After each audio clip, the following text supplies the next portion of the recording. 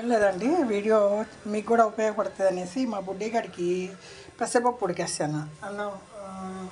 అంటే ఇది మాకు గ్రామం నుంచి వచ్చిన పప్పు అండి. గ్రామం కొంచెం పొట్టు పొట్టుగా కూడా ఉంటుంది. సరే దాన్ని ఉడికిచ్చాను. వాడికి జ్వరంగా ఉందని మా అమ్మాయి నేను రావట్లేదు ఉందండి. ఈ పప్పు కొంచెం నేను అన్నం మామిడికాయ పచ్చడి పప్పు వేసుకొని తిన్నానండి.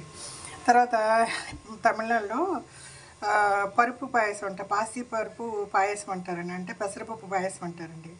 దాన్ని ఎలా చేస్తారంటే అండి, నాకు ఒక ఐడియా వచ్చేసింది. ఇప్పుడు పెసరపప్పును మీరు మామూలుగా షాప్లో కొనింది అయితే కొంచెం డ్రై రోస్ట్ చేసేయాలండి. డ్రై రోస్ట్ చేసి తర్వాత ఉడికించుకుని పాలు కాయాలండి. పాలు కాసి దాంట్లో నేను చూపిస్తాను చూడండి. పాలు కాసేసి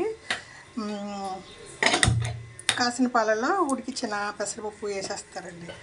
అంటే ఇది షాప్లో కొంటే ఇంకా కలర్ఫుల్గా ఉంటుంది. నాకు ఇంట్లో అది కదా, ఏం చేస్తారు, ఇలా ఉడికిచ్చేసి ఇది చిక్కగా అయిపోతుందండి.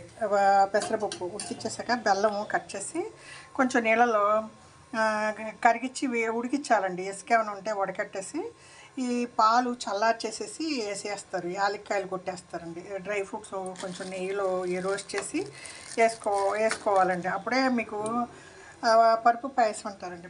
అంటే పెసరపప్పు పాయసం అంటారు తమిళనాడులో. ఈజీగా అండి, మీకు పిల్లలకి బలం, ముసలి వాళ్ళకి కూడా ఇవ్వచ్చు.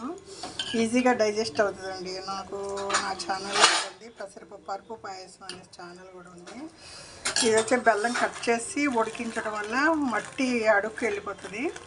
తర్వాత మీరు టీ వడకట్టే దాంతో వడకడితే ఇది బాగా క్లీన్గా ఉంటుంది. పొయ్యి ఆపేసి పాలు వేడి తగ్గినాక బెల్లం వేయాలి. ఈ డ్రై ఫ్రూట్స్ కొంచెం నూనెలో నెయ్యిలో వేయించేసి దీంట్లో వేస్తే అండి మనకి పరుపు పాయసం రెడీగా ఉంటుంది. పరుపు ఇంకా కొంచెం ఎక్కువ కూడా వేసుకోవచ్చు.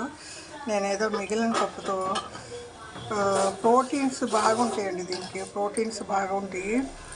తర్వాత టేస్ట్గా ఉంటుందండి పాయసమే. అక్కడక్కడ పెసరపప్పు తింటే మీకు చికెన్ మటన్ తినలేని వాళ్ళు కూడా పెసరపప్పు తింటే మంచిదండి. మా బుడ్డోడికి రోజు ఇస్తా. మిగిలిపోయిన పెసరపప్పుని ఇలాగా పాలు వేస్తాను కదండి, ఇది బెల్లం కట్ చేసేస్తాను.